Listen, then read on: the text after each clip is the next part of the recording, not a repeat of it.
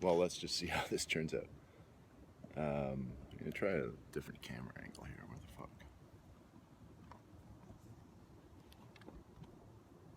I don't know. Maybe over here. Anyhow, good morning. And what the hell am I trying to do here? I'm trying to record this place.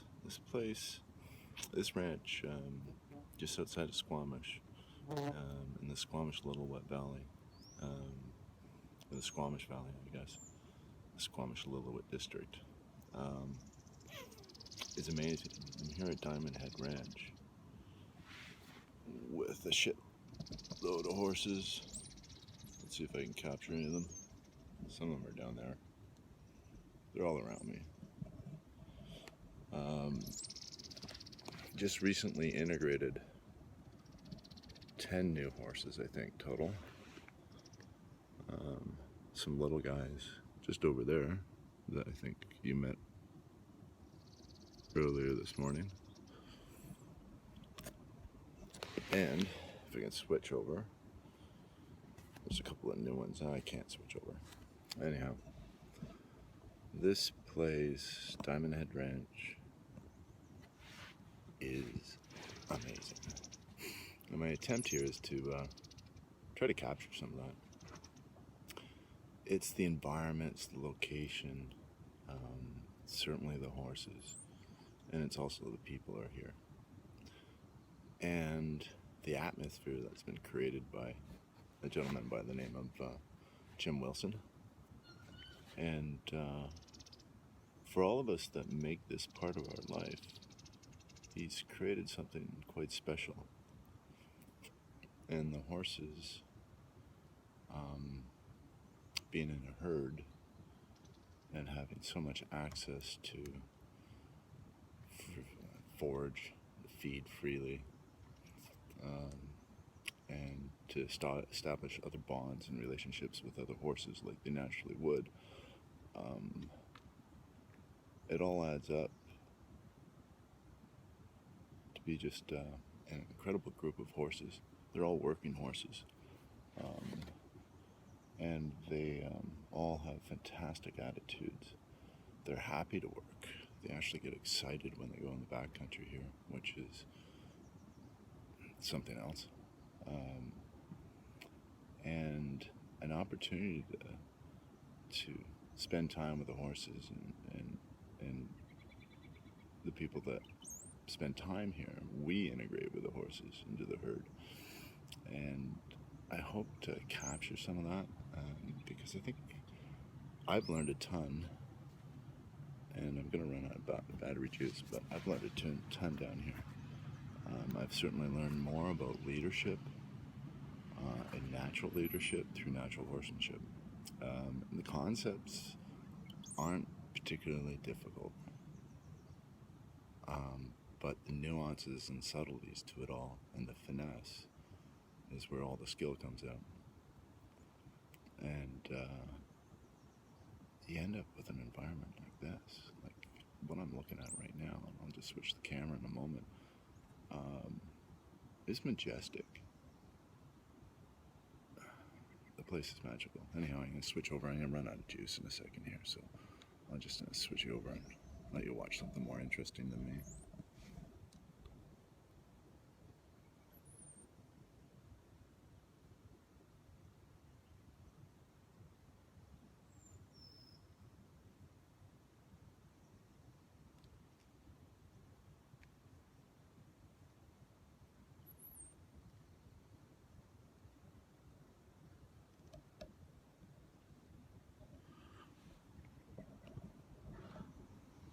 So that's one aspect of the ranch.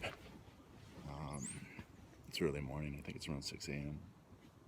And it's serene. Nature seems to have a balance that we're missing in our daily lives. And what's fascinating about the herds is that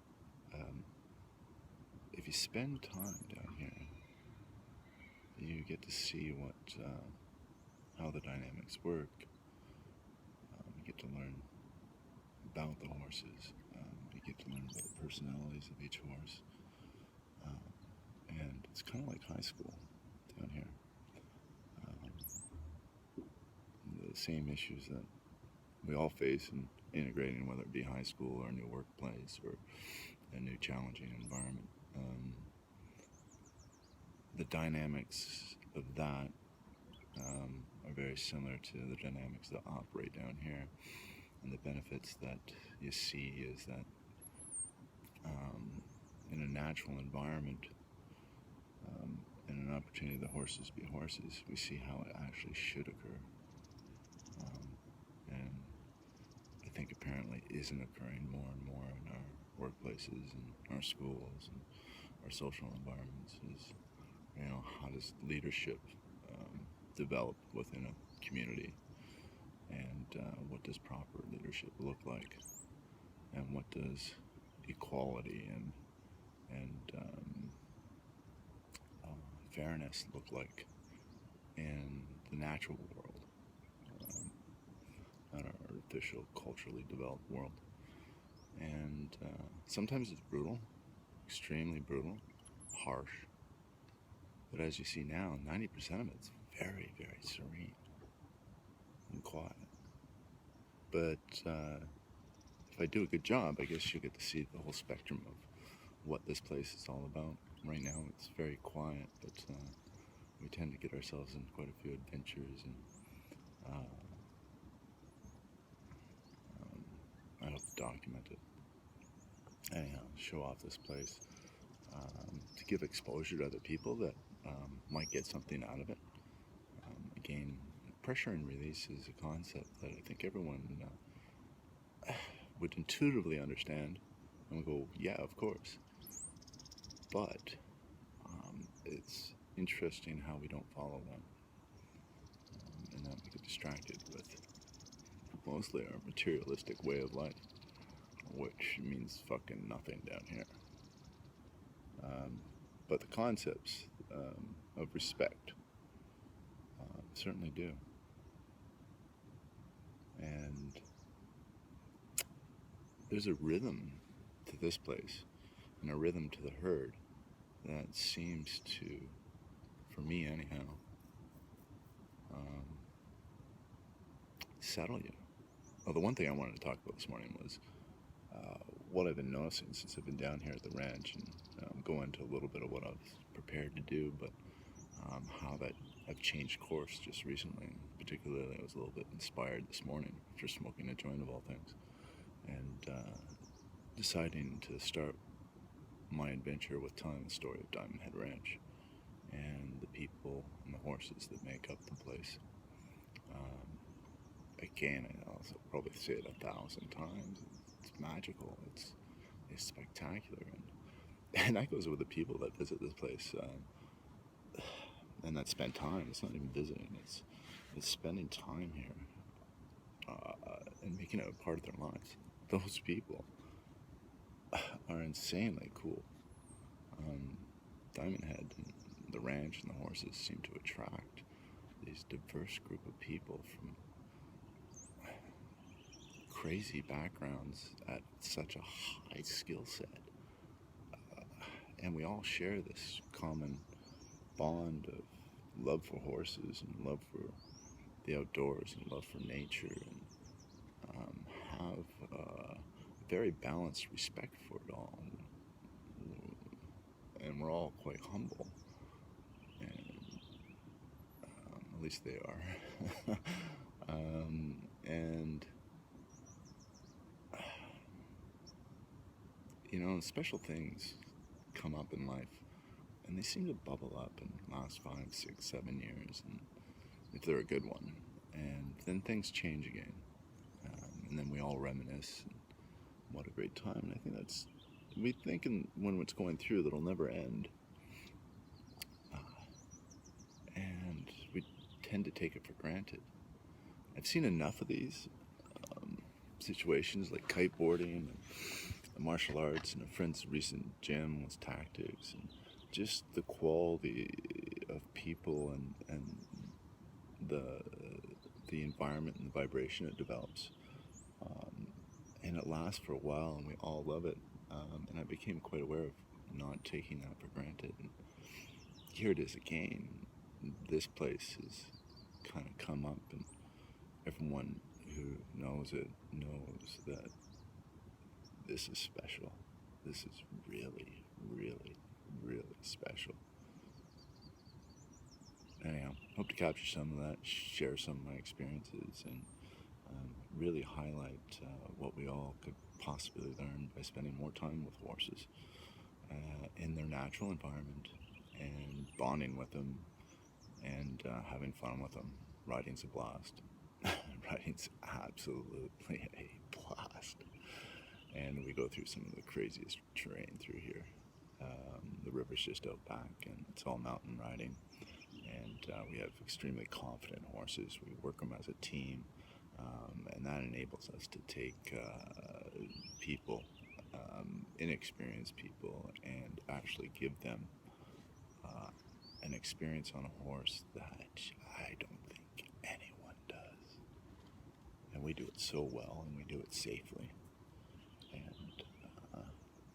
And the people's expressions, one of my favorite things is seeing people's expressions when they come back, and we'll ask them how their ride was. And sorry, I'm looking around at the horses right now, and I'm a little bit uncomfortable in front of a camera, let alone talking.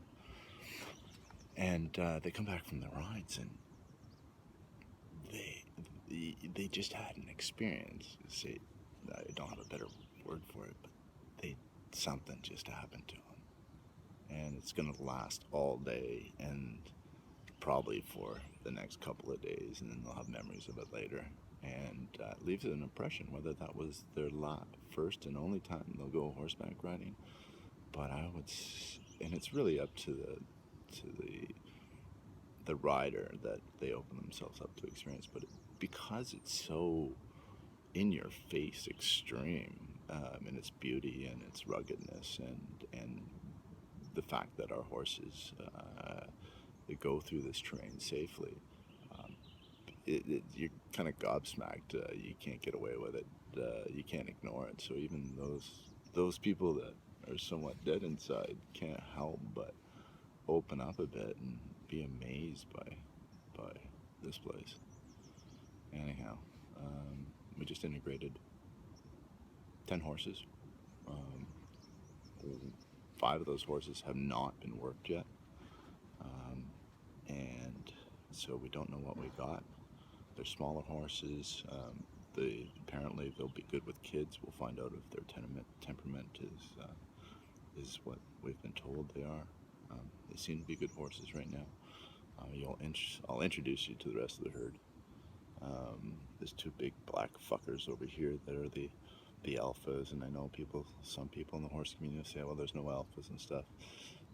They do work in the community, and it's not simply might is right, but there is a pecking order to shit, and that's all there is to it. And they're constantly working themselves out. But Jim's got 2 big Canadians here, and I guess Canadians are the original war horses, work horses. They've been around since, I'm gonna screw this up, but late 1800s, early 1900s, I would say. It's probably something like 1930s, but they're mountain horses. They're, I believe, a Percheron Frisian cross.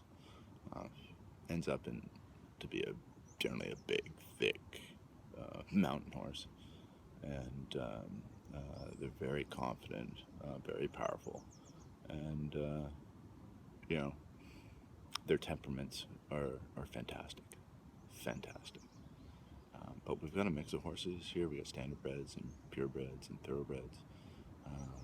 And in Appaloosa, anyone who knows Appaloosas, they tend, I hear and I experience, little buggers.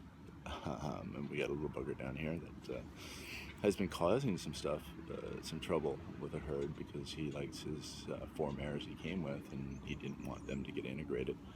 And he's a smaller horse, but he definitely has Napoleon complex, and rightly so. He defends his area, but the horses had to be integrated, and we removed them for a bit and put them in a stall or one of the paddocks, and let the four mares integrate, and that was about a week ago. And now he's back in the herd, and everything seems to be calmed down. But